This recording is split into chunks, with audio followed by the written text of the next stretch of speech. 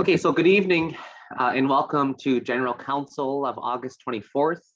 I first would like to begin by number one on our agenda, which is any identification of media on the line. Victoria Gray from the Turtle Island News. Good evening, Victoria. And hi, it's Donna Is there from the any- Turtle Times. Good evening, Donna. Thank you for Hi, Mark. joining us. Okay, again, we've just had our opening address from Amber Squire and Yawa for Amber for opening us in a good way. I will go then now to number three on our agenda, which is any changes, additions, or deletions to the agenda. If there's no changes, additions, or deletions, I will look for a mover and seconder to adopt the agenda. Moved by Audrey, seconded by Michelle. Are there any further questions or comments? Seeing or hearing none, all in favor? Any opposed? Seeing or hearing none, motion's carried. We do have a number of delegations or presentations this evening. Our first presentation, who I will introduce, Travis Anderson, who just before the goal really is to go over the school reopening plans for this fall. I'm sure there's many interested parents and community who would like to know what is happening with our schools on the territory. But just before we get to that part, I just want to first welcome and congratulate Travis in his new role as the director of our federal schools. Again, I think it's we've had opportunity. Travis has had an opportunity now to speak, and again, just wanted to just really give a big congratulations to Travis in his new role and wish him very well as he takes on a big role. But I think it's necessary that we have our own member of our community now in this position. So again, just want to welcome Travis and congratulate him on that. And then moving right in, I will also look to Travis, and I believe we have others on the line as well. I believe there's Representative Lacey, or public health nurse, as well as our health director, I believe is on the line. I've seen Lori somewheres, and as well as Mike Montour, our director of public works. So hopefully we have all of the necessary people. If there's any questions, that they can assist each of us in answering those questions. So with that being said, again, just want to welcome you, Travis, this evening, and I will pass the floor right to yourself. Thank you. Yawa. Yeah, for the introduction, Mark, Chief Mark. Is it okay if I take over the screen now? Is that? Yep, yep, it's all good. Okay. We want to have technical difficulties here now, but taking over the screen. Where's my paper?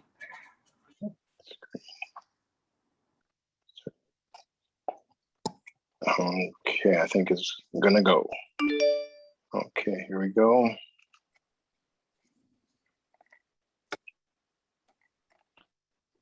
Is that the screen? Do you see the reopening plan, Chief Mark? Yes, we see. I'm wondering, are you able just to maybe zoom in? There you go. Perfect. That's great. Okay. Thank you so much. Yeah. Sego Guego. Travis Nyang-Yats Anderson de Waxanazade. Daskurora ni wagu wajodu. Dahno Oskanundo ni wagi derodu. Oswego ni dewa genu. Wagatsanu ni ji iges uwa wanitzarade. Dahno Watsquanu Waladu, Yo Yanalaje, Dahno Wagader Yanderle,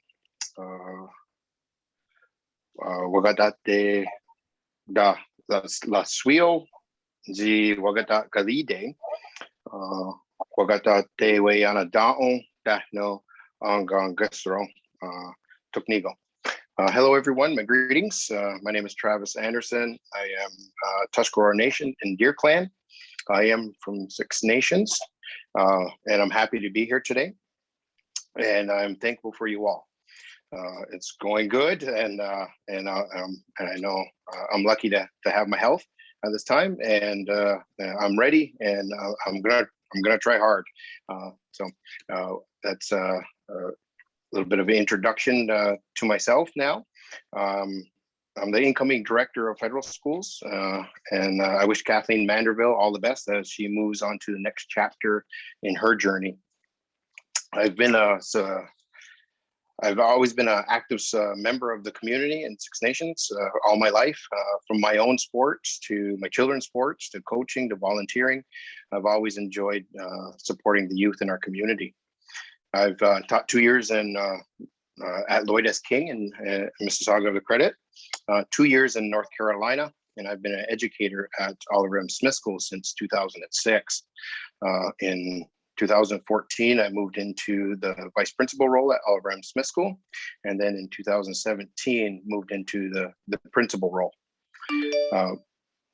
This has paved the way for me to achieving my supervisory officer's qualifications, along with spending a year at Ungawana Ganjokwa studying Kanyageha last year. The foundation of my work will be encompassing De Yungwa Li Wahyana Wagu. We are all in a relationship and building communication within Six Nations community and the federal schools. I would like to thank all the students, parents, and staff for all their hard work last year and your support during this most difficult time. The goal for today is not to review the slides that Kathleen Manderville previously presented last year, but to review the importance of opening schools and opening schools as safe as possible. I've also invited Lacey Van Avery and Chief Mark introduced a few guests that can help answer any of the questions that we have at the end. So the first step is our hybrid model. In September 7th, 2021, I'm hoping on that day that we have our first footsteps of the students back into the classrooms. Cohort A would be Monday, Tuesday, and alternating Wednesdays. Cohort B then would be Thursday, Friday, and alternating Wednesdays. Full remote option is available to the parents, and currently right now it's approximately about 2% of the total student population has opted for full online model. When you're not, if you're in cohort B, you are learning synchronously, learning when you're not at school with cohort A. So there will be times where you have to zoom in to your lessons on the days that you're not there. So with that, we're looking at all this information was moved forward and communicated with the parents at the end of the school year last year. In June with the report cards, a letter was sent home indicating what cohort that your child is in. It is a more of a conservative approach due to the vaccination rates within our community. Why is it important for students to get back to in-school learning? Well, the inclusion. In-school learning will provide our students with positive daily interactions and hands-on support. Students will be able to share their ideas and thoughts with peers and adults. Access to technology, internet, and human support. Our classrooms are equipped with materials, technology, Wi-Fi access, and resources to support ongoing learning. Students are wrapped in support by their teacher, educational assistant, and school staff. Learning can be assessed and programming developed to promote growth in the learning environment. Belonging. Our schools are a safe and caring space for students, not only meeting their academic needs, but their physical, social, and emotional needs. As physical distancing, mask wearing, plexiglass, and hand sanitizer becomes the norm in a classroom, the idea of friends, caring adults, safe space, and outdoor learning will bring excitement and enthusiasm to each and every day. So the necessity of in-school learning. Research has shown that children must work, think, and talk together while engaging in rich and meaningful tasks in order to learn new skills and concepts. Learning must be viewed as a social endeavor where thinking, talking, agreeing, and disagreeing are encouraged. Collaboration and peer interaction is necessary for development in all curriculum areas. Children need cooperative learning exercises, discussion, and interaction combined with differentiated and scaffold support from their teachers. An essential part in in-school learning that we are currently missing is the importance of community, collaboration, positive communication, and building a sense of confidence and identity amongst our students. It's really difficult to have conversations online and Zoom. There's constant interruptions. So getting them students back into the classroom, they can have that face-to-face and uninterrupted conversations. So that's really important. Moving on to kind of our safety measures. So in collaboration with public health, emergency control group, and school administration, I've been working to close some of the gaps from where Kathleen Manderville left off and where I'm picking it up. I do collaborate with Kathleen. She's not retired yet, but she's used vacation, but she is available to me for questions. So some of the things that we put in place, I've worked with Lacey Manevry to kind of review and kind of go over the most important things to keep our schools safe. And it was the cohort A and B, maximum 15 students, synchronous learning and online option was our hybrid model. We're hoping for the first day of school being September 7th with cohort A, a wellness agreement prior to students attending. So they're a part of attending school. There is a wellness agreement that must be signed before the before the student attends the school. And this was previously communicated during the end of the 2020-21 school year. Daily screening will be done at home for students and staff, and a template will be available closer to school. Mask K-8 for students and staff, and we will be providing 3 masks a day, and also additional PPE for staff. Dividers, plexiglass at all desks, and physical distancing, and continuous evaluation to open fully or fully remote. Guidance from public health and the emergency control group. Mask breaks throughout the day will be provided. And at this time, there is no school sports, no assemblies, no field trips, and no shared spaces at this time. But these are things that will be adjusted as we move forward.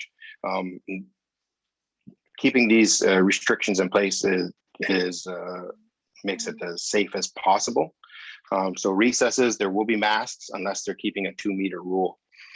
Staff, public health, health and safety committee and administration are doing a walkthrough on September 2nd of the schools to guarantee that the classrooms are ready. Land-based learning, outdoor settings as much as possible. Essential staff only within the schools. Focus on hand washing procedures and guidance and guidelines. And the federal government has already, the Safe Return to Schools funding has already been distributed to the community. Our first target date to reevaluate is November 3rd. So that would be the start of term 1 after the progress report. So that's where we'll be adjusting. I'll be working with emergency control group and also public health to determine if that's safe to do so, to move to a full reopening. And if at that time it's not determined to open fully, we'll be looking at the second option, which is after the December holidays. And keeping in mind, I know a lot of people don't like to hear the word pivot anymore, but at any point in time, we have to plan to pivot and potentially move back to full remote. So that is also, we have to be aware of that as a potential option too. I think as a reminder that just that wellness agreement is very important to students attending school, and that for parents to be screening their children every day before they leave for school is very important. And also informing the school if you're choosing the full remote learning, if you're unaware of that option. I think at this time, I will take on, this is a sample here of a screening tool that we're currently working on getting out to the parents. I think the most important part is to remember that everything is always changing. Everything has to be updated, all depending on our current numbers, current situation.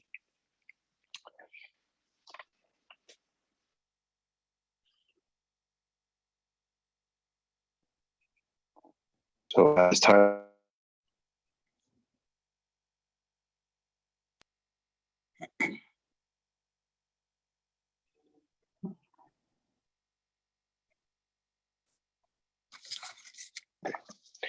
Have I stopped sharing there, Chief? Yes, you have. Okay. Yeah. Okay. Yeah, we'll go on. Do you have any questions? I think I did take this through emergency control group last week, talking about all our guidelines and processes and procedures that we're looking to put in place, and looking to see if this is where the direction that we would like to go. Okay, thank you, and now Travis, for presenting again. I know the presentation that we've previously seen prior to Travis and his new role from Kathleen, I believe it's still within Dropbox. If council is looking for that presentation in general. But again, this was more of the highlights of the safety precautions that are in place and so forth. So I really just want to open the floor up for any questions or comments at this point in time. Chief, I have a couple. Sure, go ahead, Carrie. Okay, my first question is there going to be enough cleaning staff, extra staff for disinfecting? Maybe that would be to Mike. And is there going to be enough nurses? Because that was a big issue last year was whether we would have enough nurses or not. And what is the plan if we don't have enough of either one? And have the HEP filters been inspected? Like, I mean, I don't know how you would inspect them, I guess, to maybe let waves come through and then see if it stops at the filter or whatever, I'm not sure. And the busing, are they going to be daily sanitized? And I guess they would follow the protocols there. Okay, those are just a couple of questions I had. Okay, thank you, Nyao and Carrie, for your questions. I think maybe if we can first start with Mike. I think that was one of Carrie's first questions, and then we'll go back over to Travis and also maybe even Lacey as well for the second question. So over to you, Mike. Yeah, my chief, Sego Chief Council Community and everybody, and congratulations to you again, Travis, and looking forward to working with you. Travis and I have been in touch quite a bit since he brought on in his new role, collaborating and making sure that we're well prepared for the incoming school year. To answer your questions, Carrie, yes, we do have the cleaning staff available now. We've posted out to the community and recruited, so we have, I believe, 2 per school of people that are just actually going around and wiping down high touch areas. So we have that in place. And as well, as far as the HVAC question, so we don't have standalone HEPA filters in each classroom. I know the province came out with that guidance almost 3 weeks ago now. So what we do is we're working with Peter Hill. I'm actually working with our mechanical contractor and the Grand Area District School Board to make sure that we are on par with what's being done around us, and that our it goes along with our usual maintenance as far as, you know, making sure filters are replaced. But in the era of COVID, our focus is on ensuring that we're having as many fresh air exchanges in these spaces as possible, and making sure that we're optimizing the equipment as they're, you know, as best we can based on their design and build. So we are definitely on that. We're avidly working toward making sure that's all in place.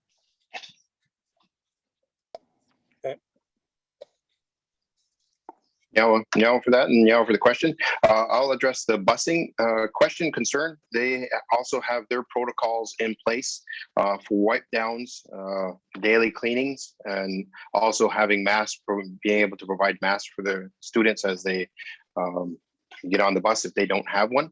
So they do have a very extensive list of their safety procedures and policies in place also.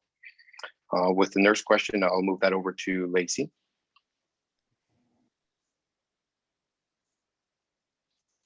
Hello, everyone. Thanks for that, Travis.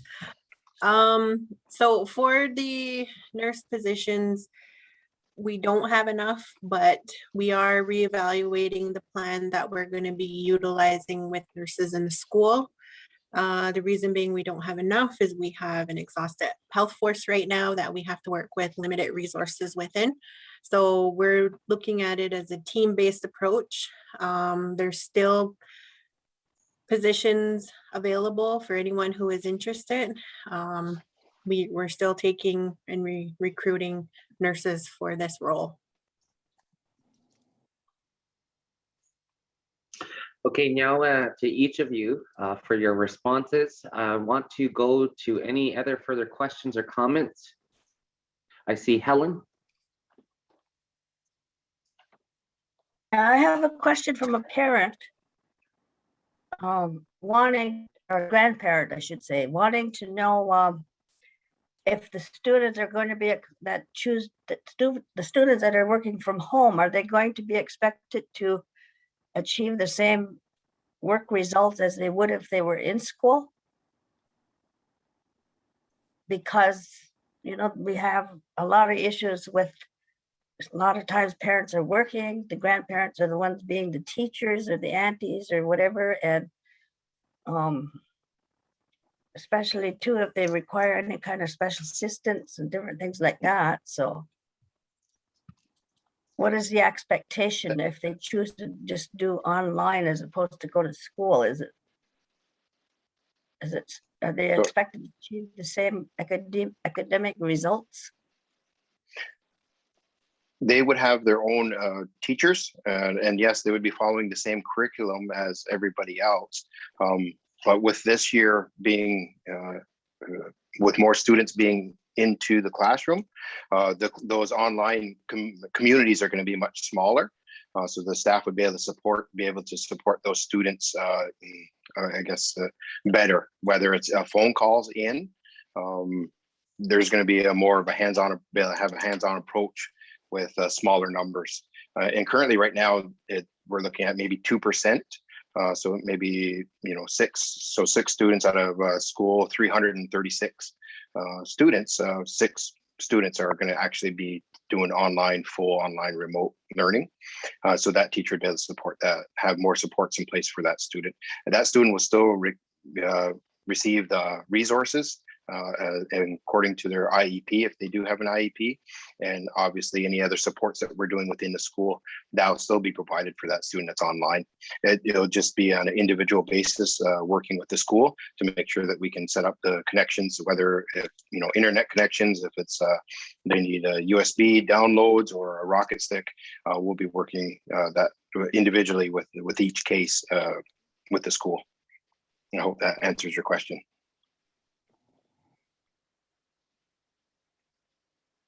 I'm sorry, I don't know if you're on Helen, mute. Sorry. I think you may have a subsequent follow-up question. Yeah, I'll so go the over to Wyatt. grandparents Okay, and the family, grandparents, etc., teaching the children are going to have to know how to do all of the work that they do at school, like the math. No, I know some that's where they people would be. had a Sorry. hard time with the math during the shutdown. Are they having supports as well of some sort to help them get through it? Or would they just be the same teacher that would be with the child?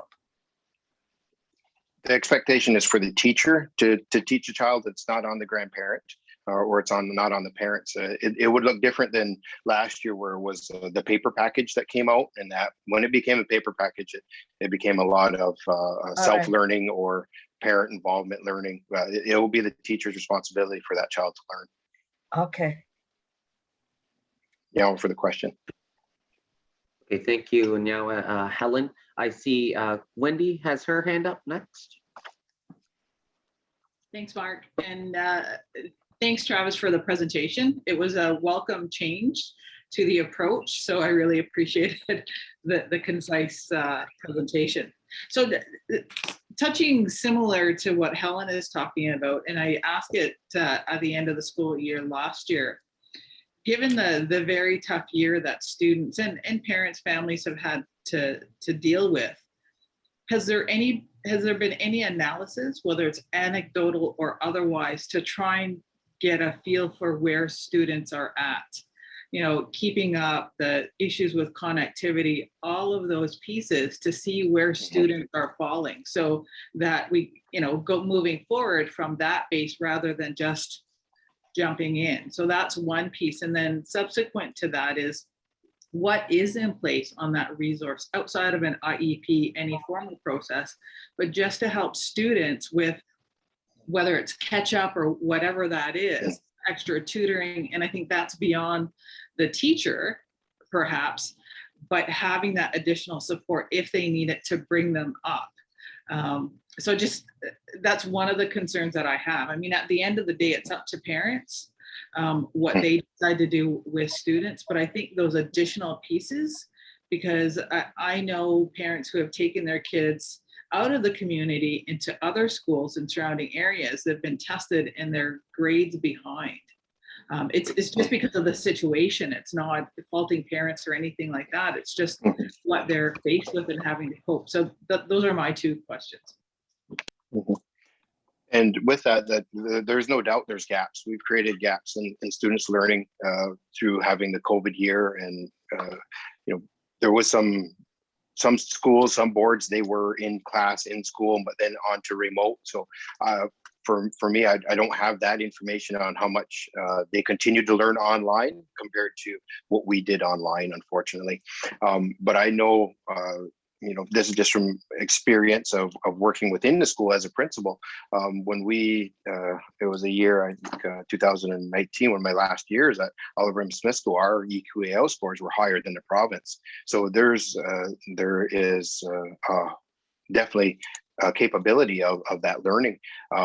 So we do have to continue to work hard to close those gaps, and through this resource, through extra support throughout the day, that's going to be what's needed. I'm thinking of a classroom where if you split a cohort of 20 kids and you have 10 and 10, the work that you're going to be able to get done with those 10 students is going to be phenomenal. But with leaning towards testing and knowing where a student's at, I'm telling staff that first few weeks there is no testing. Students shouldn't be coming into the classroom and having a test in front of them. It's a time to have a celebration. It's time to think of their well-being, the health of the child, of our students, and building that relationship and that bond again. That's really what the driving force in that first 2 weeks should be about. And then from there, that's where we can start to work on closing gaps. Just a subsequent, Mark. Yeah. So, Sure, go ahead, Wendy. And I wasn't suggesting testing. I mean, I fully agree, and I appreciate your response that you don't want to turn students off as soon as they walk in the door. But I was thinking more coming off of last year, in terms of what were the findings, what were you seeing, and more of that in terms of any anecdotal just scenarios or analysis of our students' grades behind. It would just help in the year forward, because can extra tutoring be made available? Are there extra programs through ISC that can be put in place as an offering to parents to utilize if students, because the other piece, if it's as normal and students are struggling or falling behind, it's not going to be a good place to be. So, it's just to play those gaps. Okay. And so now for that, I will take that back with me, if that's okay, and I can continue to work on that, on those questions, stepping into the role from closing that gap from when Kathleen's leaving and I'm coming in. I haven't been able to cover each and every one of those areas just yet. Like it's been weeks that I've come in and I've just jumped right into the hot seat and gone into the meetings, gone to emergency control group, try to get things moving. So and really working with public health in trying to get the schools opened, and that's been my priority right now. But most definitely their needs is right there along with that. But that's a question that I'll continue to work on, and I'll be hopefully can provide information directly to parents if we can get some extra supports put in place. That's great, and thank you, Travis, for that. And just on that note, before I head over to Nathan for a question or comment, if there's any support needed in terms of advocacy that us as the elected council can do even further with ISC and for additional supports and so forth, please feel free to reach out and let our office know as well where we could be of assistance. I certainly will do. Yeah. Okay, thank you for that. Now I'll head on over to Nathan. Yeah, thanks, Chief, and thanks, Travis, for the presentation. And I agree with where council is going in terms of the questioning. Just a quick question. Remind me on the mental health supports for students in terms of availability, very similar to Wendy's question too. What's available and where are they at currently? I know, granted, they're probably at all different levels, but is there a concerted effort to ensure that no children gets left behind, that we're addressing their mental wellness as well? So I remember a discussion prior and just need a refresher on With that, and I know the first part is building that relationship right within the class, within that community, within that cohort is priority one there. The extra supports that are available, Lori Davis Hill, I do believe is on the line, and if she could, if she wanted to answer that question on what supports, additional supports are available. Sure, Scano Seguego.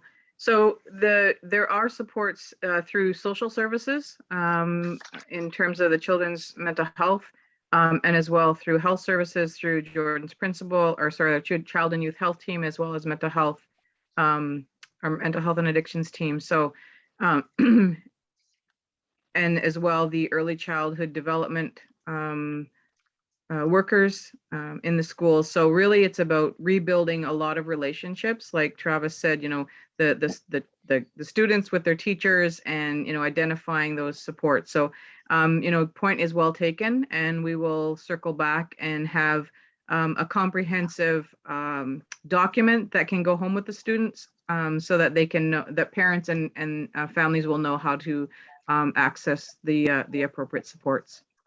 So thank you for your question. Yeah, Lori. Thank you, Lori, for that response. I do see Audrey has her hand up next, and then I will go to, there's a few questions coming in from community that I'd like to get to as well. Some of them may have already been touched on, but Audrey, I'll pass the floor to you at this point. Thanks, Mark. Congratulations, Travis. I welcome you to your new role. I'm here. I'm the chair of the Lifelong Learning Task Force. Glad to help you with anything that you have any questions. One of the questions I have is that last year, Grand Erie provided the elementary and the secondary summer school. So I think that that's something that we can consider now, and maybe you could start working on that and plant a seed so that at the last minute, we're not scrambling for teachers and spaces, et cetera, because there has to be an option for parents whose children are not, who need the extra support. And I think the extra TAs would be good, and you could offer some extra help with the kids and try and find it in your budget, try and find it for staffing, because the kids do need it. And also,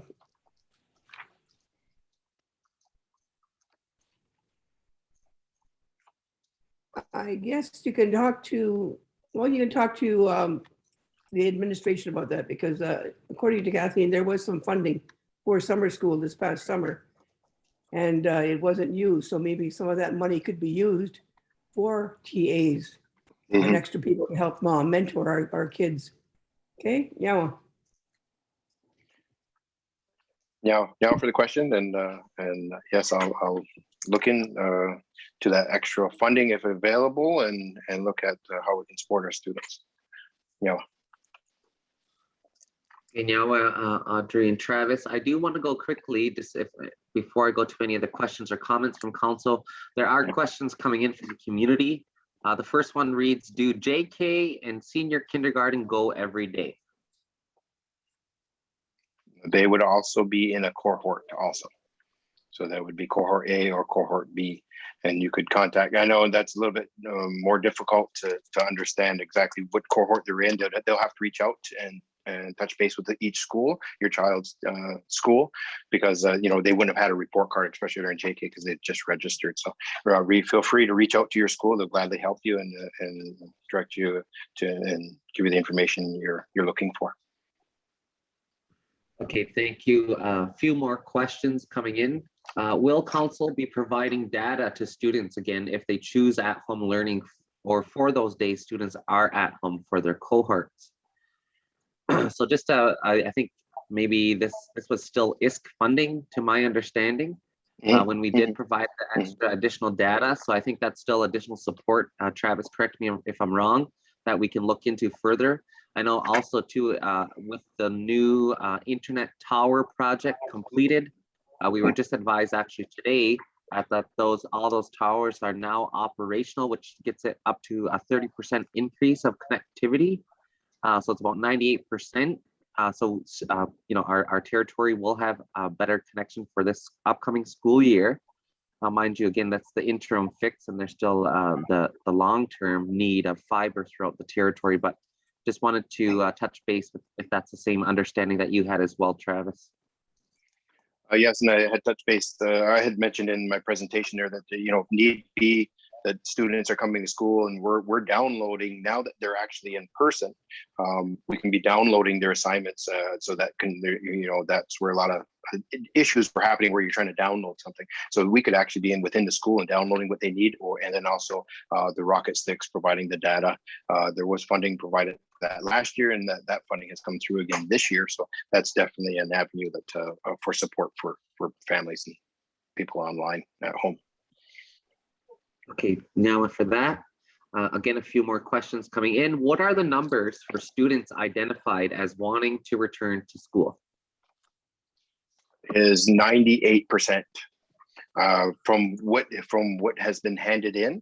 I did come across a little bit of a gap in information with report cards not all report cards were sent home at the end of the school year or picked up, and so some of that information may not have been distributed to parents at that time if they didn't pick up the report card, and it hasn't arrived home. I've been instructed that those report cards get sent home, so that information's there. But as of last week, we did post a letter on communicating with the parents through each school's Facebook, and sending our communication avenues out to the parents on how we were communicating on the cohort A and B. So if they weren't aware of that at that point, now they do know that they have to call into the school and request to be online, because what they did last year was they already had the cohort set last year, and then so they're placed in a cohort. And from that information, there was a few more phone calls in about wanting to be online, but then again, that number is at like 2%. At my latest data that I had, which was earlier this week, was 2%. And again, we have to understand that things change each and every day, because we know COVID is not predictable, and some people may be still haven't fully committed and called the school and said we would like to go remote. So but from the numbers that I have, it would be 98% of the students wanting to return, or parents wanting their children to return to school. Mark, it's Now Hazel. for that again, okay, Hazel, just really quickly, I'm just gonna go through a couple more questions and I'll shift back over to you, Hazel. Okay, there's another question coming in. I think you may have touched on this piece already, Travis, has the system developed a quick testing system to know where to start with the class in a quick 1 week method, not the usual month-and-a-half reading test? So I think you touched a little bit on this piece in terms of, the testing part of that, but I think this question is more geared to where are they going to start really as a classroom? I'm sorry, Mark, you had a little bit of a lag there. Could you repeat the question? It reads, has the system developed a quick testing system to know where to start with the classroom in a 1 week method, not the usual month-and-a-half reading testing?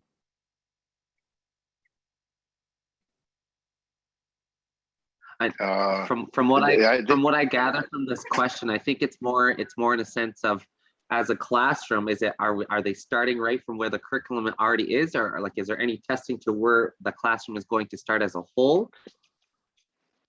So we'll be looking to see what the updates the Ministry of Education puts out, and we'll be looking to try to start at where that is, because we don't want to create gaps, but yet if you're talking reading levels, we're to meet the student at where they're at, right? So then maybe resources, either technology or whatever it needs to be to help support that child, we can put those in place. For curriculum wise, we'll have to wait to see what the Ministry of Education puts out, and revisit that as we move into the school year. But for the testing piece, yeah, I'm asking staff not to test right away, and that we, as you get back into the swing of things, and then the testing would start to see where students are actually where they're at, rather than adding extra stress and anxiety to being back into the school. So that first week or two, it is a celebration time. Okay, thank you for that. Now, Travis, I'm going to shift over to Hazel at this point, and then I'll go back into a couple more community questions coming in. Hazel, you have the floor. Okay, thanks, Mark. First of all, congratulations, Travis, on your new position. That's great. I was glad to hear that news. This question might be for down the road, but do you think, or what is your idea on restoring the home economics and the manual training that used to be in the schools for the kids? To me, it's almost similar to the land-based training where you have hands-on training, and I think if that could be restored somehow. Actually, I don't know why it was taken away. I never ever followed up on that, but I always thought that was an essential class for all the young girls and boys, as far as learning how to do the various things that you have to do all throughout your life. Thank you. Yeah, for the question. I'll start with we've some of the schools have actually started cooking classes, and that was a huge hit online. Log in and do cooking with your teachers and your TAs and your classmates. That was something that was kind of a real highlight for a lot of the students this past year. But previously to that, at Oliver M. Smith School, we did already have cooking classes happening throughout the day. With Lacey Hill and her nutrition program, they're coming in and they're providing a hot meal for all the students in the school. And so that was, working with parents and getting procedures put in place for that to happen. But that's something that, I can look at down the road as we go. But initially it's a big hit. The students really enjoyed cooking and making it part of our culture days. So I do like that idea. Okay, but I'll have to look at, I know we were talking about were you talking about tech too, bringing back yes, both of them. Yeah, I know that one was removed due to safety concerns, that piece of it. But I don't know, I'm not quite sure why the cooking classes and that stuff was removed, but I know the handling the machinery was definitely an issue with the removal of that program. But I definitely can look into that again. Okay, thank you. I hope I answered your question. Yeah. Okay, now Hazel and Travis, I see Wendy has her hand up. Thanks, Mark. So I know you have a couple more community questions, Mark, but I'm just wondering what's needed. I mean, at the end of June, I think we did a motion that schools would do a reopening plan in September. So does that suffice? Do we accept this as information? I think we've already lifted the school closure. So what's needed? I mean, this is really an ISCA decision to open, and it's up to parents. So do we need something? We're good. Yeah, I think, and thank you, Nyawa, for that question. Wendy, sorry, Travis, you may also want to add, but I know just in terms of our conversation, Travis, last week, and just wanted to following the process. So, that's where we had met with ECG last week. This is now the next step to that process. And so I would say that we would just look to a motion to support the reopening plan in which Travis has just presented. Yes, now, Mark, and that was the process I was taking. I wanted to go through the urgency control group to have the community, all the leads in the community have a knowledge of our plan and steps that we want to take and have their support. And they did approve that to move to council to be passed, that we move forward. I know it's a decision, but it has to be in collaboration with the community and in the understanding of where our community is right now with our vaccination rates. You can correct me if I'm wrong, Lacey, but our last conversation, we were at 44% vaccination rate.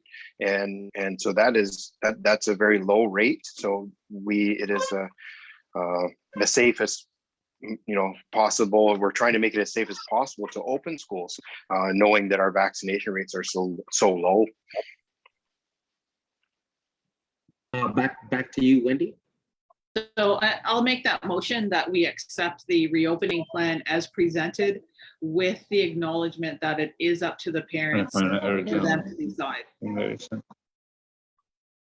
Mark? Okay, thank you, Wendy, for there. Just really quickly, if I can ask everyone to please put themselves on mute. We are getting a little bit of feedback now for that. There's a motion on the floor moved Mark? by Wendy. Is there a second to that effect? Mark? Second by Mark, it's Audrey. Melba? Yep, Oh, I hear you, dear. Melba. I'm just gonna Mark? get to Oh, okay, I'm thanks. I'm just getting to a seconder. Thank you so much, Melba. So it's moved by Wendy, second by Audrey, to support the reopening plan as presented with the acknowledgement, obviously with parents as well in community.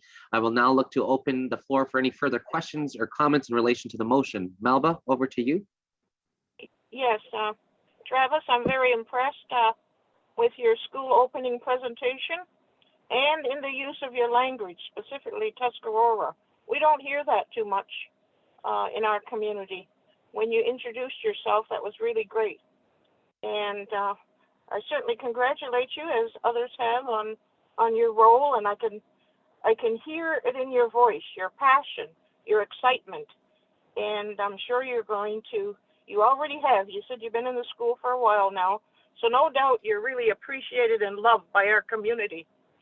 And you certainly fit the couple of the Haudenosaunee principles that we have here in the use of your language with Ungwe Neha, and also Ganokashra. As I mentioned, love among us. That's what it means. So I really am impressed with what you're doing and how your director of education is going to really benefit our people in many, many ways, and parents and children will forever, ever remember you, as we have remembered many of our retired teachers and those who have left us with a lot of good teaching. So welcome, welcome. Thank you.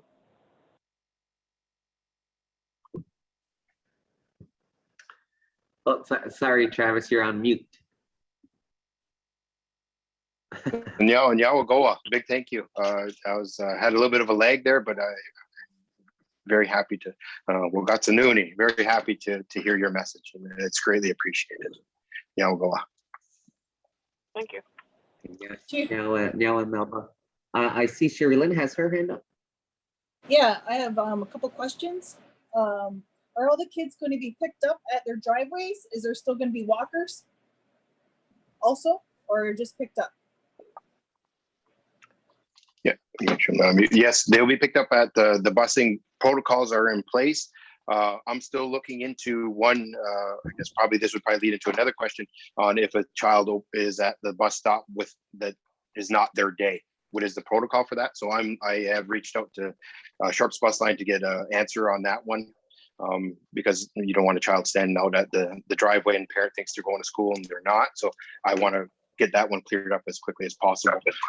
But yeah, they'll be picked up at the driveways as usual. And then there will be only limited amount of students on the bus. And they're working on making sure that there's 6 feet between, I guess you couldn't even do families, like families will be grouped together on the bus. So they're going to be practicing social distancing on the bus also. And I'm sorry, was there another question in there? Yeah, this is the other one. How the immersion program was being supported through the lack of help while on remote learning last year. Will there be added staff with language to help the staff and teachers this year? So at the current moment, the language will be the same as what it was in the previous I guess pre-COVID. I haven't looked into adding any additional staff in the language area. I know it's extremely difficult at times to find language speakers that are have all their qualifications. But I know the work that was done last year was phenomenal, and that support for students in learning the language the cultural competencies training for the staff is definitely going to go a long ways in our community, in all the schools. The books, the iBooks that were made, they have embedded the language. So there's lots of opportunity to continue to support our language, and not just during language time, but throughout the entire day. And that was always my philosophy or foundation within the school, is to promote the language in every available kind of all day, not just during their language time. So hopefully that will help support in closing some of those gaps.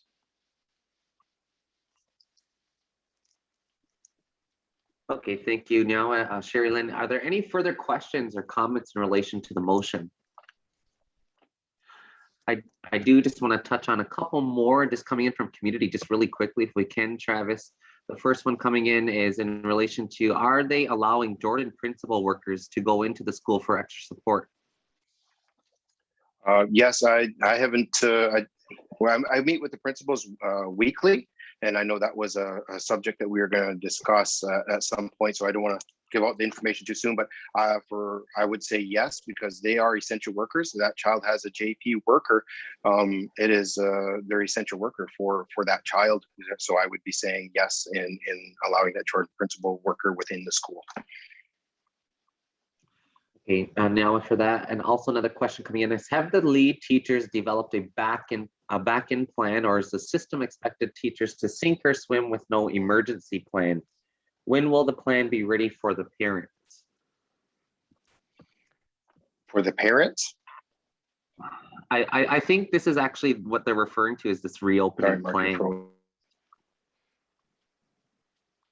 Oops, sorry, can you hear me okay, Travis? Sometimes that helps if I shut it off, turn it back on. Are you there, Mark? Yeah, Mark? yes, I am. Sorry, I Okay. think it may be your internet, I'm not sure. Oh, But the okay. question was, have the lead teachers developed a back-end plan, or is the system expecting teachers to sink or swim with no emergency plan? When will the plan be ready for the parents? So I think that's more in a case of, I'm thinking two-part. One is the reopening plan, which we're discussing now, but the other piece is in the case maybe of a COVID outbreak, or in that sense, what happens in the case of a student is symptomatic, and what is the process there? At this time, I'll turn that one over to Lacey. We had discussed this a little bit earlier today. This may be a potential question. Lacey? All right, now on Travis. So how that's going to happen is we do have a bit of a template of how we're going to manage a symptomatic student in the school. And anyone who does end up testing positive, that's all going to be managed through Shawinigan Public Health. Right now, I think we're just in the process of final edits before that's added to the plan, and then that will be made available as well. Okay, now for that, Lacey, and just one more before I go to any further questions or comments on the line is, what about, and I believe we have already touched on this piece, but what about the families who can't afford the cost of internet? So I think we've already touched on that subject, and that families will be further supported in that case. So again, there will be further support for internet connectivity. The last one was just a comment is, can you please put the bus routes in our local papers as usual? That seems to be a big help for parents and families. Just these are comments and questions coming in from community. We've done this session for community, so want to be able to answer or rather ask all the questions that we can. So appreciate your responses from each of the team. With that being said, are there any further questions or comments from council or anyone on the line?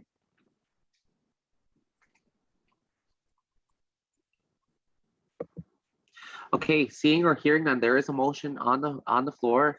It's been moved and seconded. All in favor? Any opposed? Seeing or hearing none, motion's carried. Can I get a motion to waive second reading? Moved by Wendy, second by Audrey. All in favor? Any opposed? Seeing or hearing none, motion's carried.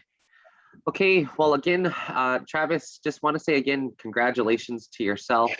We really welcome you and really look to any support that you may need or assistance. I know even for our families and students, we here at council try to do our best to advocate on their behalf.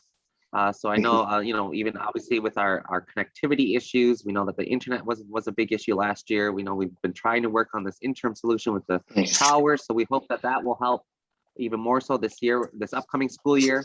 Again, just to maybe reiterate that it will be reassessed after term 1, which I believe is in November, to really look to next steps at that point in time. I think also too, one of the key factors that you've discussed already is the vaccination rates, and also our number of active cases. I know there's been concerns as well with obviously the Delta variant in place and so forth. So obviously this is a very conservative, and again, I really appreciate your presentation and plan. I think it still leads back to the option. I think that's an important piece as well, that, if parents still feel that it's not safe, that they can still maintain keeping their child at home full time and via learning remotely. So it's nice to see that parents and families have those options. So again, just want to say nyawa and thank you for coming and joining us this evening, and look forward to working along your side in anything that we could be assistance of in the future. Yeah, go on. It's greatly appreciated. Ona giwahi. Until we meet again. Yeah, Travis, Ona. Okay, council, that leads us into our next delegation and presentation. Sorry, I'm just pulling up my agenda really quickly.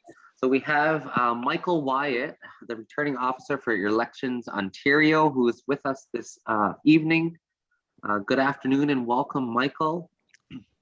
Well, thank you very much. Can you hear me all right? Yes, we can hear you. Thank you for joining us. So with that being said, Michael, I'm just going to right away just pass the floor to yourself to begin your presentation. Yawa. Oh, thank you. Thank you so much for that great invitation that I received. I'm very honored to be here tonight. As you said, I am the returning officer for the local provincial electoral district. And it's my duty to arrange voting locations for the upcoming provincial election, which will be on June the 2nd of 2022. And I'm truly hoping that we're past all of the COVID-19 restrictions that we're currently facing at that time.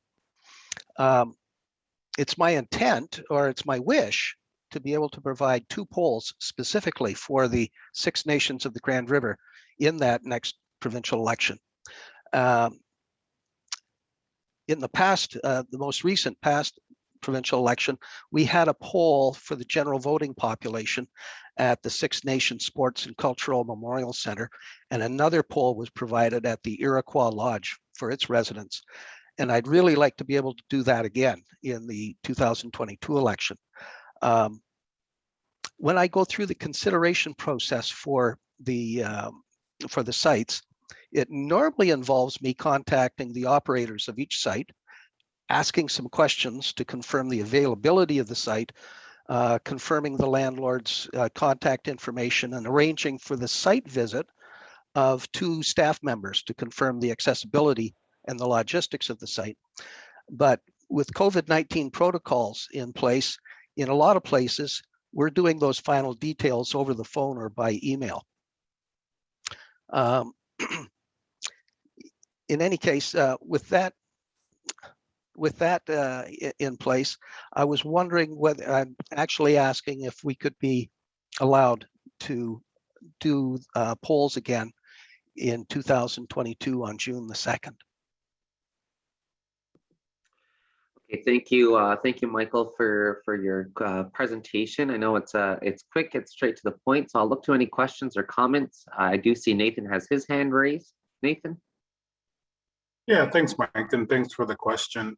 One of the questions I have is compensation for use of space.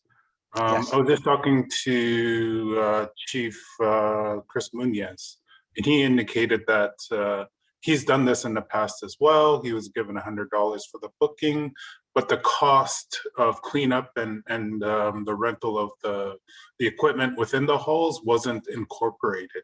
So can you enlighten me on what compensation we would get if we choose to go with this option?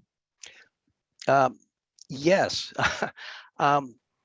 In this, we have a set fee that we offer for the use of a site, and it's based on whether whether it's a technology site. And also based on the number of potential voters. Now, that being said, when we're approaching a site which is privately owned, and it's not publicly funded by the Ontario government, we ask, is that satisfactory or not? And if it's not, we invite them to the landowner to tell us what the appropriate fee is. And of course, the extra cleaning that's required in the COVID environment, we ask up front if there's going, in the COVID environment, what would your fees be to prepare the place for the voting? Our intent is to have enough staff and PPE available to maintain cleanliness throughout the voting period. But we are asking what the additional cost would be, and to date, there hasn't been a problem with us accepting what we're being told in those situations. Okay, thanks. The other piece, and you alluded to it, is the authority, and looking forward to having discussions with my colleagues on that. In terms of my personal opinions, I think it's up to individuals whether they choose to vote for an election or not. Whether or not we provide space for that, that's a different question, and I'd like to have a discussion with my colleagues on that as well. Understood. Okay, thank you, Now and Nathan. So I'm just wondering in terms of, I don't necessarily see a time sensitivity to this, a real urgency in a sense. But what would be the latest that we would be able to get back to you, Michael, on this decision? Well, that's kind of embarrassing on my part. There was a deadline of August the 23rd to have the voting locations affirmed, I guess is the way to put it.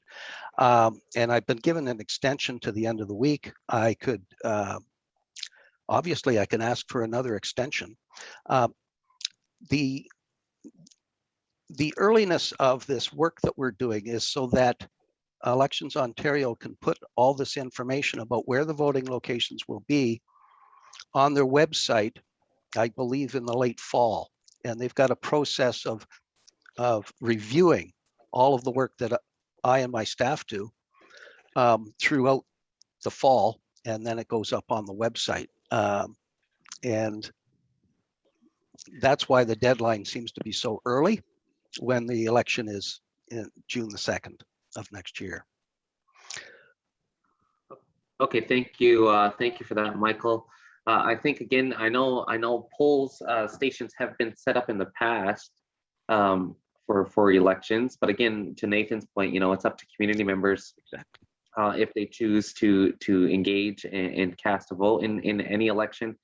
But I think it's always still nice to have that option for those who do choose and want to do it within territory. But again, looking for any further questions or comments from council on this presentation. I see Helen has her hand up. Yeah, I was going to just say we've had polling stations in our community ever since I was a young girl, because I remember my parents used to go. And yeah, you give people opportunity to do it. If they don't want to do it, they don't have to. But I think we need to have polling stations in our community, as we've always had. We have a fairly large number of voters in our community that participate. I think, if I remember correctly, the federal, I think there was like 300 or something.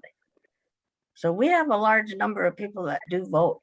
And I know I plan on voting this year for the first time because I want to make sure the right people get in there. And that's the only way we can do it, is by voting to make sure the right people get in there. No point in complaining about it if you didn't vote to put him in or out, right? But poor old Trudeau, we all called Trudeau down. You had a chance to vote him not in. I voted him not in, but he got in anyway. Okay, thank you. Now, Helen, so there is a motion, a recommendation 4B1 on your agenda that reads that the Six Nations, the Grand River Elected Council grant permission to Elections Ontario to host electoral polls on Six Nations, the Grand River Territory in June of 2022, contingent on the level of alert for COVID-19. Is there a motion, or rather a mover and seconder to that effect? Moved by Helen, seconder.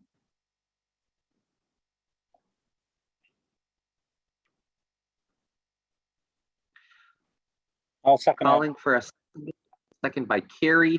Are there any further questions or comments?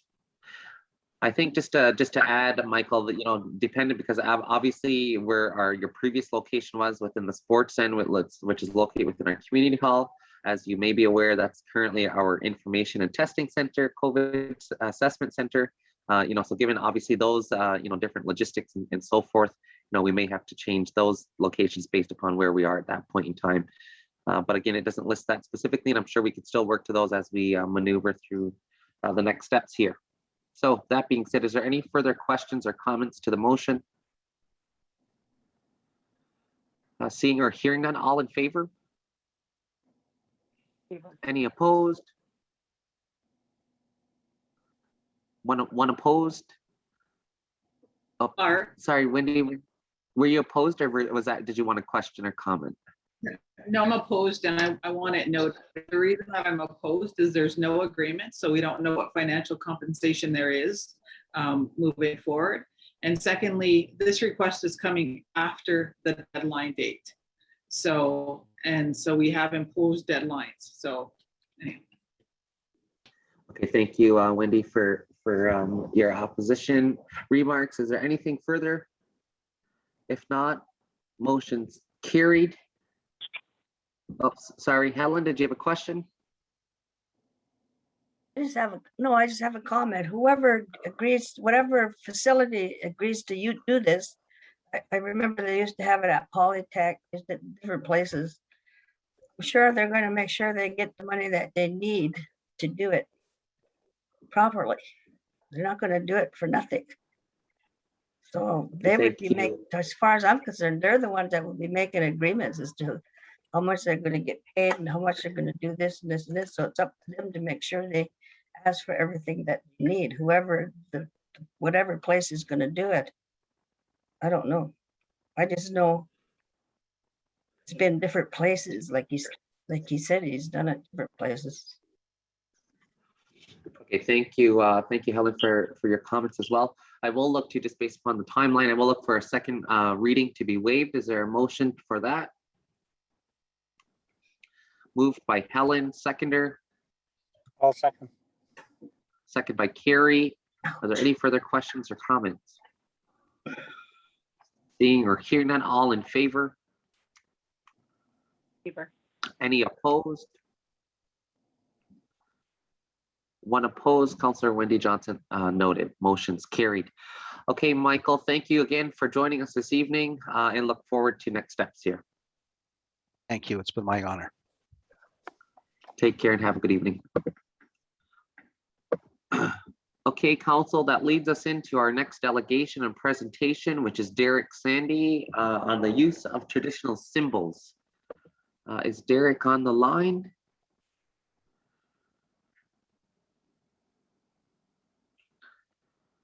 I did see him on the line.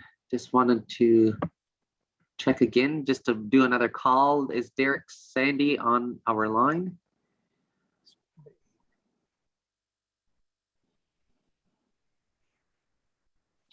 I know he was experiencing some family emergencies. Tammy, can you confirm if Derek is on the line? Yeah, I just text Derek. He's gonna join. Okay, so maybe what we can do then while we're waiting for Derek is move to the adoption of the general council minutes of August 10th.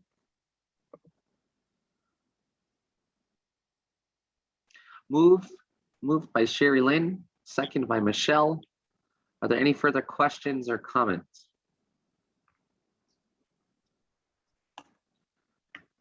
Okay, seeing or hearing none, all in favor?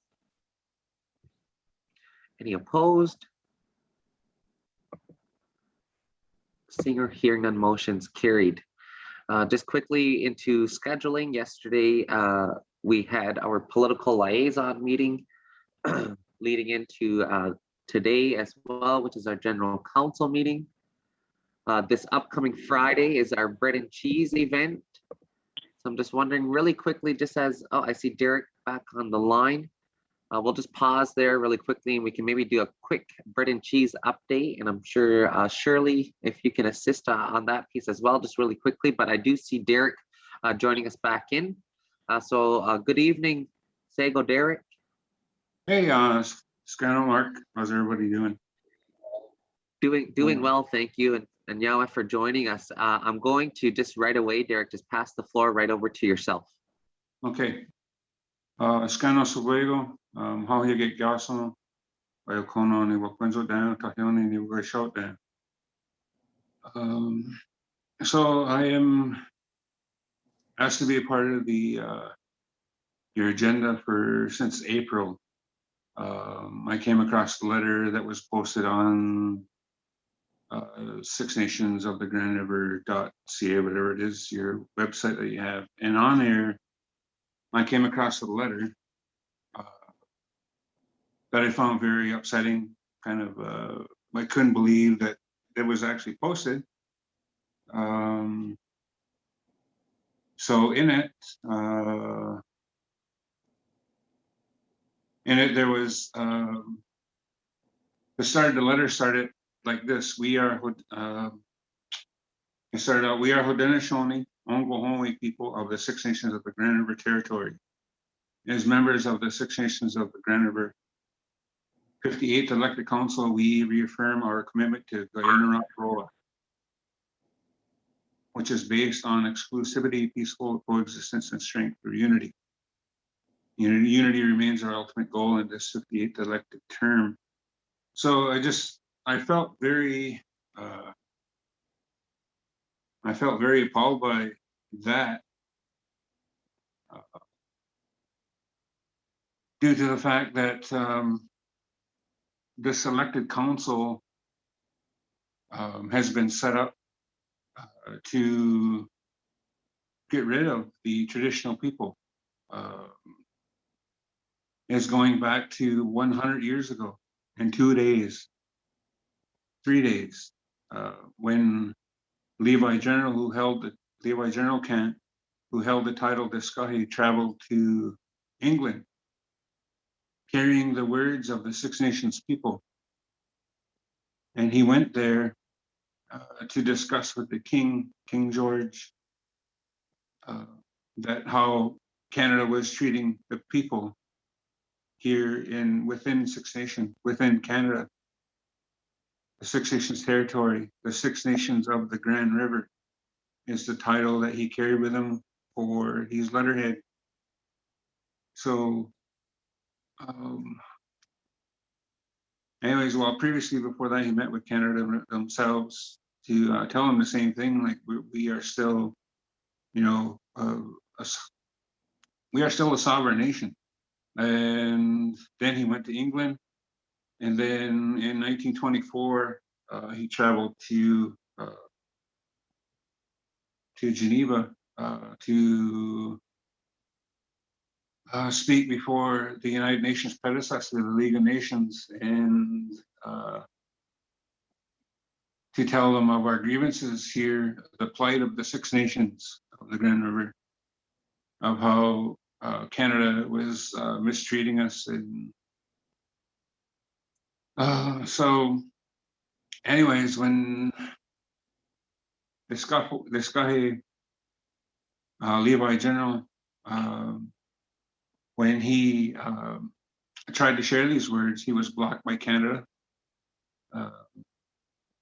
the King, the League of Nations, and the King in Canada contrived together to make our leader, Levi General, not heard at the League of Nations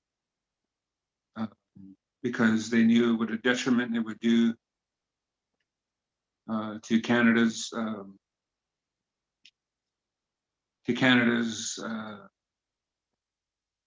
dignity, I guess you could say. So this guy was denied. They worked with Duncan Campbell Scott, the Prime Minister, Mackenzie King, and a few others. They worked together, and they wouldn't let Levi General speak in front of the League of Nations at that time. So he shared the words with whoever would hear him in and throughout Switzerland and surrounding countries. And when he returned home,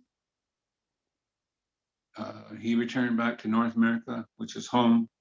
But then when he tried to cross the border to come back here to the Six Nations territory within Canada, he was denied. Well, there was a threat of a charge that he came back across that border set up by Canada and the United States, that he would be thrown in jail, charged with treason. So that's what he was told. He stayed there. He stayed there within Tuscarora and the surrounding communities there, like Newtown, and he visited there here and there, Tonawanda. But some say he died of like a sickness, and some say he died of he got poisoned, and some say he died of heart, broken heart because he couldn't come back to the Six Nations territory within Canada. So during that time while he was gone, this elected council in which you guys are, of who I'm speaking to right now, it was set up to discredit the traditional council, the Haudenosaunee Confederacy Council. Even though their guns might have been in their holsters, it was still by gunpoint. So, it's just to read from some of this, from this guy's last speech. Before it is all gone, we mean to let you know what your governments are doing. If you are free people, you can have your own way. The governments at Washington and Ottawa have a silent partnership of policy. It is aimed to break up every tribe of red men so as to dominate every acre of their territory. Your high officials are the no man's land, not red people. Your officials won't stay home. Over in Ottawa, they call it the policy. They call that policy Indian advancement. Over in Washington, they call it assimilation. We who would be the helpless victims say it is tyranny. So he was speaking, towards his elected council. He was a traditional person. He attended Silver Springs Longhouse, and he was speaking for the Six Nations of the Grand River people from the traditional council of the Haudenosaunee Confederacy. So I find it very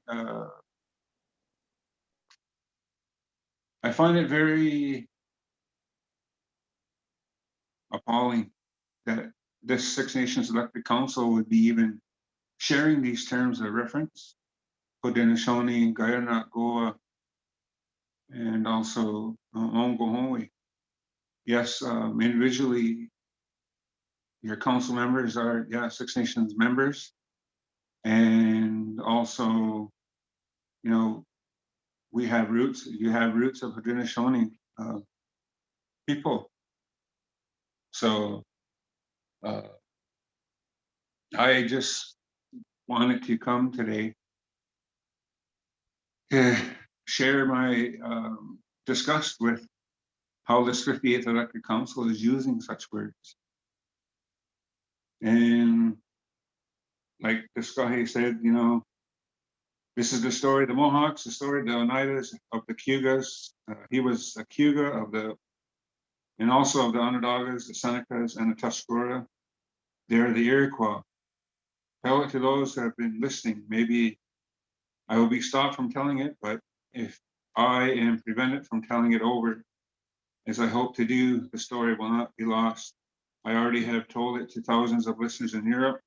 It has gone into the records where your children can find it when I may be dead or be in jail for daring to tell the truth. I've told the story in Switzerland. They have free speech in Little Switzerland. One can tell the truth over there in public, even if it is comfortable for some great people. So I wanted to share more. I'm just at the hospital right now, my daughter, but I had a whole thing worked out. But I just wanted to know, like, who there within the elected system, you know, when they decided the name change from the elected council to Six Nations of the Grand River. And, you know, I just want that answer. And I'm just telling you to stop saying these things because this elected council is far away from being Haudenosaunee, Ongwahongwe, and certainly because the Guyana is under the Confederacy, that, you know, it needs, you know, this whole elected system goes against what is said in the Guyana. So that's my piece. I just wanted to, I'm not asking you guys to, I'm not asking you to vote. I'm not asking you to vote on it. I'm not asking you to do any of that stuff. I'm just telling you these things need to stop. I'm not sure who decided to try and make this elected system try and sound traditional, but whoever that is, they need to stop doing these things. And that's pretty much what I have to say, Mark. Okay, well, Nyawa and Derek, for joining us this evening and presenting your concerns.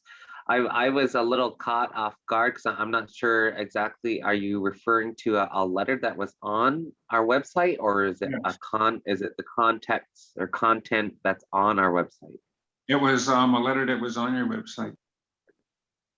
Okay, so I'll have to go and do more further due diligence on that piece, because I was under the understanding that we were discussing the piece around the use of traditional symbols. So I'm a little caught off guard on the one specific letter. I know that, obviously we know, the elected council knows the, the place in which we also know and respect the Confederacy Council. I mean, I think that's been one of our goals, is to one, maintain that respect, and two, look to how we can further work together. I know there's been, different conversations. We've met in the earlier, on the onset of our term. And I know, again, it's just for me personally, I always want to maintain that respect and to really just to stay in the lane that we're in. And I think that's in, as we move towards, because technically, I think as a community, we are all kind of shifting towards that really decolonization. We've been so colonized over the years, that we have to take this reflection and step back to see what all community is saying. And I'm talking full community, every single member of our territory. And I think that's the important piece for us is, still I can still relate to the importance of, unity and our community coming together. There's so many, we've had conversations around the number of commonalities that we have as a community. And I think it's important that, we at least start to discuss and have that dialogue on how we can achieve to make, the commonalities and the concerns, that our communities face right across the board. So I think those are some of my initial comments. And again, won't take any vote or anything like that on this matter. But mind you, again, still look to the utmost respect to the Confederacy Chiefs Council and clan mothers and so forth. And again, just looking to how we can actually come up with an opportunity where we have that dialogue, that true dialogue on behalf of our collective as a community. So I know there's so much more that probably could be said, but again, I think it's I guess, how do we shift into that coming together conversation in a sense? I know that's probably part of it. I'm not sure if anyone else has anything any questions or comments for Derek. I see Wendy has her hand up. Yeah, I won't go on, but I just wanted to say, Derek, I appreciate your words and I hear you and I take them quite seriously. And we do have a colonial history. I mean, if we look at the facts and the elected system, it's and what I hear you saying, you're talking about the institution of the elected system. And I'm of the opinion that, and I know we talk about it around the table with my colleagues, we have to deal with our scarred history.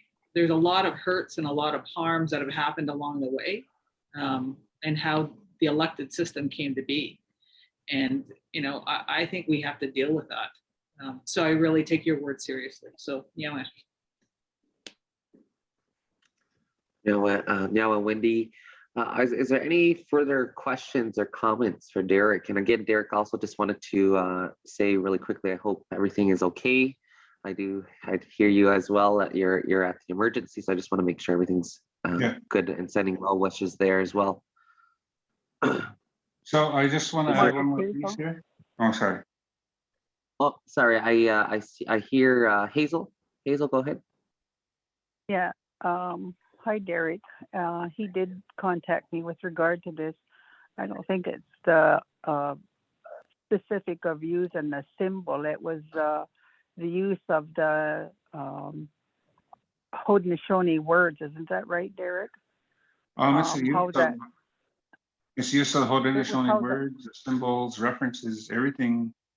How the news brief was written. Is that right? Pardon? You were referencing one of the news releases that went out from council. I can't recall exactly what news release it was referencing, but I read a piece of it that you had sent to me, and in there it had quoted the Great Law, and it was written in the native language. Remember the piece you had sent to me? Yes. Yeah. So, yeah. So I guess from my point of view, I can appreciate how you feel, Derek, but at the same time, I have to acknowledge myself as a native Haudenosaunee person that lives on this reserve, and all of us, in my mind, have the right to use a native word. A lot of people are now relearning how to speak the native language, which was taken away. And I think our greater hurt from all of that, which was taken away, that made our situation as it is today, is the fact that they're now at the residential schools finding the children that were grievously mistreated, beaten, and murdered because they used a native language. So we are a remnant of what those poor children were beaten down for. So in my mind, I would just like to say, and I'm not saying this to have a debate with anybody about it. It's my life, and I think I have as much right to use a native word as the next person anywhere on this reserve. We all are native Haudenosaunee people here. And the paper you sent me that you said Sid Hill, I believe, from Onondaga Nation, had said about First Nations trying to in, I forget what the word was. Actually, he said Be like- tribal and band councils. Yeah, impersonation, basically. Yes. To me, like that's an opinion of one person. Like today I heard the term mentioned. There's 27,000 people on this reserve and there's 27,000 opinions. And every one of those 27,000 people has the exact right opportunity to use whatever native word they know. And if they're relearning the language that we were all denied, all the school money that we received because we were all mistreated in that respect, that's where we are all at. And I guess what I'm saying, Derek, I know we're neighbors, but I feel a little bit of hurt that you feel appalled. Appalled is a real strong word to use against all of the Six Nations people who are just as much, carry just as much native blood as the next person. So that's how I feel. So thank you for hearing me, and that's how I feel. Thanks. Okay, I'd like to address that, Hazel. That's why I said each one of us, we do have Haudenosaunee roots. And this elected council, however, is what I'm talking about, should not be using these words. And as far as it's not just one person's opinion of Sid Hill, who holds the title of Tadadaho. Actually, that came through Grand Council, which was all nations speaking together, speaking to these band councils and tribal councils. So it was just one person's opinion. This was actually passed through Grand Council, which was all nations speaking together and deciding to release that letter. So yes, I acknowledge what you're saying. What I'm talking about though is this elected system sharing those words. Okay, well now, Derek and Hazel for your comments. Again, acknowledging those, and I still, I agree with Wendy in a sense of at some point, like soon, we have to have these difficult conversations on our history, on just exactly like we're like leading up to 100 years of since 1924. So I think it's important that it's for me, it's how we have a community that's suffering in multiple areas. At multiple, I mean, we're still suffering COVID times, so how do we then come together as a community? And like, I understand the point that you're making in terms of the institution of using the language or the words or the symbols and so forth. I get that. But I want to take it a step further and say, well, how are we ever going to come together as a community, as opposed to saying, okay, just stop using that as the elected council. So we do that. We say, for example, we stop what you're requesting, but that doesn't solve our issues and what our community is going through. Our community needs both leaderships here. And I just think that, we can take this whole conversation to a more positive lens to say, how are we going to come together once and for all on this community? Now, see, that needs to be addressed too, because you say you're speaking on behalf of the community, but there's only 3,000 people voting in of the 27,000 people registered. Like I'm not saying like that's what I'm talking about. Like, and it's no, but I think, sorry, you misheard me though. I didn't say I was speaking. I'm saying this is the reality of our community. Like, it doesn't take an elected official to know that we're a divided community. Yeah. So my question is, again, and maybe we're not going to solve this tonight or this conversation, but I think our community members should start to engage in dialogue that is more in a sense of how we are going to come together as a community to start and really address the real concerns in this community. I mean, because it all leads back to the governance issue. And that's what we're talking about here is governance, really. And that's where I think we need to figure this out once and for all.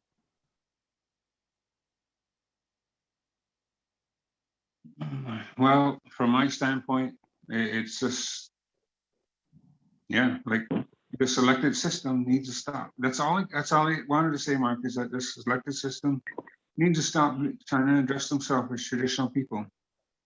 I don't know if you can tell me who began this thing of adopting traditional things, you know, like taking 6 Nations of the Grand River. I mean, actually elected council of Grand River, or of Indian band number 40 or whatever it is. It's really what this elected council is. You know, it's just, you know, trying to use all these words. That's not who this council is. This council goes against everything in Guyana-Rapgoa, this elected council. It goes against everything that says, that it talks about Guyana-Rapgoa. You know, and you guys are making references to, you know, like you said, you know, it's, I don't know. No, I definitely hear, I hear, get what we're saying about elected council trying to sound traditional when they're not. That's the point I want to make. Like I said, each individual person, yes, you do have Haudenosaunee roots within, you know, the people there, you're all 6 Nations members, but as a whole, as an entity of this elected council, there's no right for them to be saying these words. Okay. Okay, well, again, I definitely hear you and acknowledge what you're saying, Derek, and we'll look to Melba for any further questions or comments. Hi, Derek. Yeah, thank you for coming forward, Derek. You know, this is not going to stop, Derek. This is not going to stop because we have had an awakening for many years now. The system is a system. It's not the people. And we have language, as you know, throughout many areas. We're coming back and trying to come back who we are. Unfortunately, we never had the advantage of growing up, perhaps like you did, in the longhouse setting. We have a lot of teachings within health, social, throughout. We had Amber Squire, for example, doing the opening. It's not going to stop because we want to go back to who we are and who we're supposed to be. So don't ask us to stop because it's not going to stop. When I'm long gone, I'm hoping, and many people are, that they're going to continue to utilize the medicines, the ceremonies, and the majority of us have. So we're not going to stop. But I would say that we need to look at the governance model. We need to look at that. And if you can influence people to come back to the table and talk about suicide, drugs, many kind of deaths, murder, tragic things, and being unkind to each other in many ways. So I'm very surprised that you are coming forward, but I appreciate your opinion and coming forward and actually talking like appalling, disgust. Please don't do that with me or any other person, because as Hazel said, that is very hurtful. You would learn, I'm sure, from the elders from a long time ago, they didn't carry these kind of words and they didn't carry it on the inside. In fact, they would say, I pity those people that belong to elected council and they're using these words. That's what they would say. And they would try to teach us in a different way. So You have done that tonight. You have tried to teach us through your opinion, and it's really appreciated, Derek. So thank you very much. That's my words for tonight. Thank you. Okay, Melba, I just want to say though that these are my feelings. Don't Yes, tell me how that's to good. feel. Don't tell me how to feel. Yeah. I can feel that. I can feel this. I come. My dad's family was from the band council. My grandfather's family is Confederacy.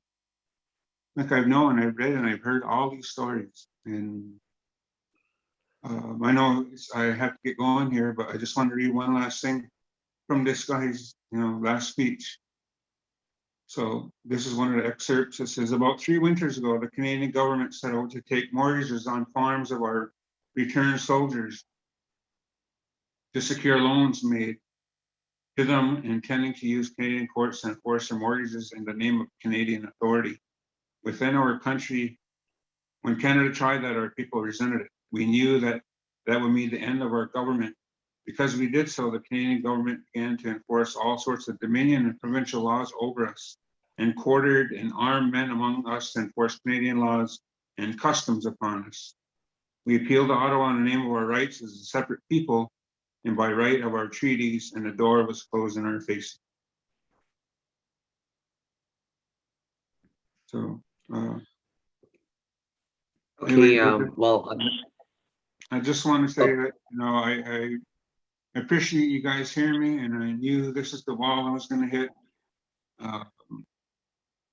But I had to try, because it takes talking, and I try to talk, and yet it's still there that this council is going to continue doing what they want to do. And but I just couldn't let it go any further. I need to say something, because if you don't say something, people just let it go, and then it just keeps growing, growing, growing to what it wants to be. We are all like, yeah, those are my feelings. I'm sorry. I guess I'll just finish with that, Mark. okay, well, Derek, I just want to say now for joining us. And again, I think we have to engage in further dialogue as a community with each other, obviously in that respectful and good mind manner. So, I think I do appreciate your words and we'll recognize, where we can definitely improve. But I think, just to reiterate, yes, and you've said this already, we all have to, come together at some point. But just want to say Nyawa for joining us this evening and hope everything goes well. My last point here, maybe we should have a referendum. Maybe. Oh, I see Helen. Oh, sorry. I was putting my hand up to the referendum. I've been saying that for 20 years. We need to have a referendum. I agree with Derek. If that's what it takes to get our community on track and working better together, I'm all for it. Because I think we all can attest to being tired and sick of the division that we can't seem to get nowhere on anything. So whatever it takes, I'm for it. Because whatever will bring our community together. Because I just want to, the last point, the previous gentleman that was on, this is not Ontario. We are 6 nations of the Grand River Territory. If you still believe that, if we're Ongohoe and Haudenosaunee and Polygoniera, that's who we are. We are 6 nations territory, not band 40, whatever it's called. Definitely appreciate your comments. Yeah, now and Derek for joining us. No, it's fine. Okay, Council, I do want to just shift in. We did already pass the minutes on, if we could go back to our agendas really quickly. The minutes were already passed. So I just want to touch base really quickly. As we know, and even leading up to bread and cheese, we know that this was a tough even decision then to delay it based upon the COVID numbers at the time. But this has now been incorporated to really wrap up our Community Awareness Month and really to change the narrative of what bread and cheese means. In the past, obviously, we know it's Queen Victoria's birthday and celebration, but we've never used bread and cheese, I don't think, to that. To what it actually started out as. What I've always seen bread and cheese, and this is just my personal opinion, is community coming together, celebrating each other. And I think that's something more that we want to have, especially as we've been through such a tough year with COVID. So with that being said, again, we want to change that narrative to include as much orange and dedicate this year's bread and cheese to obviously every child matters and what's happening across the nation with unmarked graves and residential schools and so forth. So I just want to touch base really quickly, if I can, with Shirley Johnson, who's been a very, very helpful individual in the planning of this. There's been a team that's been working tirelessly to put bread and cheese on for our community with that changed narrative, with that, coming together as a community and celebrating each other and the successes that we've had and also the challenges. And I think those are, just really shows through the resilience that we have as a people. So over to you, Shirley, to maybe just provide a quick update as to what we will see this year's bread and cheese drive-through event. Okay, thank you, Chief Hill. Yeah, we will be celebrating bread and cheese on this coming Friday, August 27th. It'll be a drive-through event to ensure, so it'll be COVID friendly, or we'll be taking the COVID precautions, I guess I should say, where it'll be drive-through. So we have 2 locations that we have secured for that day. At the Gaylord Paulus Six Nations Sports and Cultural Memorial Center, and also the Gathering Place, which is located on Pauline Johnson Road. And we are, so any area that's closest to you, one of the 2 areas, that's where you can navigate to collect your bread and cheese. We are only doing vehicles. We won't be doing walk-ins. Just because we're trying to keep it as safe as possible for everyone that will be participating. With regards to just a little heads up on the seniors, we are taking names for seniors, shut-ins, our vulnerable community members. So if you want, you can give our office a call and you can leave your name, your blue number, and your telephone number with the staff at the administration building. Shelby is here on the call. She's our receptionist. She'll make sure that your call gets directed to the appropriate person. In lieu of that, you can also email myself. My email address is easao@sixnations.ca. And yeah, so we're wanting, ever since I was little, I can remember going into bread and cheese, enjoying going into our rickety community hall and probably standing in line for 2 hours, seems as so back then. Then we got our nice big arena, and now we just flow through in like 15-20 minutes. But I know I've been there, I've witnessed it for over 50 years, that our community loves this time, and we want to make it just as enjoyable, just a little bit adjustment. So we hope to see you all. Thank you. Okay, thank you, Shirley. Just to also add to that, there'll be two lanes, drive-through lanes, correct, Shirley, at each location? Yes, there will be 2 lanes at each location. So there will be traffic control at fourth line and Cheesewood Road, and also at 6th line in Cheesewood, and at 54 Highway in Cheesewood. There will also be traffic control within the perimeters of both the arena and the Gathering Place that will direct you on where to go as you pull in as well. Okay, thank you, and now Shirley for that update. I do see a couple hands being raised. I will go to Wendy and then over to Helen. Thanks, Mark, and thanks for the update, Shirley. Just 2 questions. One, what can people expect to receive per the carload in terms of the allocation of bread and cheese? And the second piece is if, lines may be bombarded. So if people want to shoot me a text with names of seniors who need that delivery, I'd be happy to send that forward to you. Okay, thank you for that, Councillor Johnson. Yes, so what you'll expect when you drive up is you'll expect to get a loaf of bread and a brick of cheese just like it was last year on for the drop-offs per family. Okay, so if there's 2 families in the vehicle and you live in 2 separate residents, you'll get per your family, per household, I guess I should say. Maybe that's easier to say. It's per household. Okay, thank you for that, Shirley. And again, just to reiterate, we are making sure that our seniors and most vulnerable members also get bread and cheese. So again, highly encourage those to contact the office to get their name on the list, and we will deliver. Obviously, again, asking for all of your patience, as this is another new way of doing bread and cheese. I think this has been the only council that has done it multiple ways as opposed to what we're used to. Going through a line the first year obviously was, we've learned from last year, and we're doing this again. And I think this is all learning. So our staff, and Shirley, to your team and others who've been on the planning committee, just want to say nyawa for all of the work, because again, this work takes a lot, and I want the community to realize and understand that we do have a lot of hardworking community members who want to ultimately see this event successful. So Yeah, please Chief, just ask for. Oh, Yeah, sorry. just Go ahead, one more. Shirley.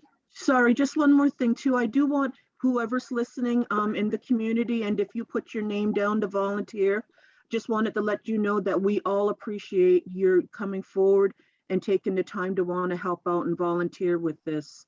It's kind of unknown, so there's definitely going to be bumps, but we're just going to get through it, and we're going to try to make it as enjoyable as possible. Thank you. That's great. Thank you so much for that, Shirley. Helen. Oh, sorry, Helen, you're on mute. Oh, that's twice tonight, Helen. What? It must have been a long I day. don't know. I'm tired. I've been meeting since 9 o'clock this morning. I was going to say the same as Wendy, but what I'm going to say the same as Wendy, anybody can call me or text me as well, and or email me and call me as well, and I'll put your name on the list. Great. So thank you. Again, I do believe numbers are also on our website for each counselors as well. So I think we'll all be able to pitch in where need be to get as many as our seniors and most vulnerable members their bread and cheese as quickly as possible. So Yawa, Shirley, for that update. That's all I have for the open session. I will then look to Chief. Oh, sorry, Carrie. Shirley, what's the times the line is opening and closing of the giving out bread and cheese? What's the Okay, times? yeah, sorry. So it is between 11 and 2. 11 Okay. a.m. and 2 p.m. At both locations. Okay. Okay, is there any further questions or comments for Shirley? Again, just a quick message, looking forward to seeing as many community members as we can out. I do recognize and realize, obviously with COVID and so forth, it's nice to take a little COVID break and enjoy our event of bread and cheese. So looking forward to seeing our community out. With that being said, that's all we have on our agenda for this general council for this evening. I will look for a motion to adjourn. Moved by Sherry Lynn, second by Helen. All in favor?